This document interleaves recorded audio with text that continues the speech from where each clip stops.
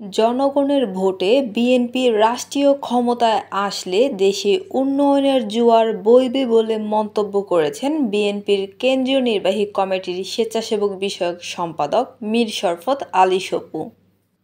বুধবার বিকেলে মুন্সিগঞ্জের সিরাজদিখান উপজেলার ভাসাইল উচ্চ বিদ্যালয়ে আন্তঃশ্রেণী ফুটবল টুর্নামেন্টের ফাইনাল খেলায় প্রধান অতিথির বক্তব্যে তিনি এ মন্তব্য করেন।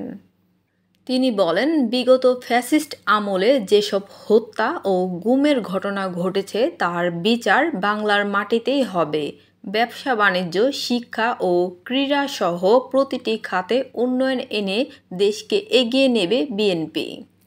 বিদ্যালয়ের সভাপতি মীর উজ্জ্বল হোসেনের সভাপতিত্বে উপস্থিত ছিলেন স্বেচ্ছাসেবক দল কেন্দ্রীয় নির্বাহী কমিটির সহসভাপতি ডাক্তার জাহিদুল কবির, মুন্সিগঞ্জ জেলা বিএনপির আহ্বায়ক সদস্য আওলাদ হোসেন উজ্জ্বল ও জসিম মোল্লা, মুন্সিগঞ্জ জেলা মহিলা দলের সভাপতি সেলিনা আক্তার বিনা, সিরাজদিখান উপজেলা মহিলা দলের সভাপতি হুসনে আরা খান শিখা, জেলা নারী ও শিশু অধিকার ফোরামের সাংগঠনিক সম্পাদক মাহমুদ হাসান ফাহাদ সহ বিএনপি ও অঙ্গ সংগঠনের নেতাকর্মীরা।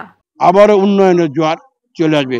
যাই হোক, আগামীতে রাষ্ট্রীয় ক্ষমতায় যাতে এই দেশের লোক, এই দেশের জনগণ যদি বিএনপিকে ভোট দেয়, ইনশাল্লাহ বিএনপি যদি রাষ্ট্রীয় ক্ষমতায় আসে, অবশ্যই এই বাংলাদেশে যে হত্যা গুম শেখ হাসিনা যে 1400 লোকরে জাতিসংঘ ঘোষিত 1400 লোকরে গণহত্যা করেছে, এই গণহত্যার বিচার এই অন্তর্বর্তী সরকার অলরেডি শুরু করে দিয়েছে। বাদ বাকি যারা আছে সেই জিনিসটা যদি বিএনপি সরকার যদি গঠন করতে পারে, ইনশাল্লাহ এই বিচার বাংলাদেশের মাটিতে অবশ্যই হবে।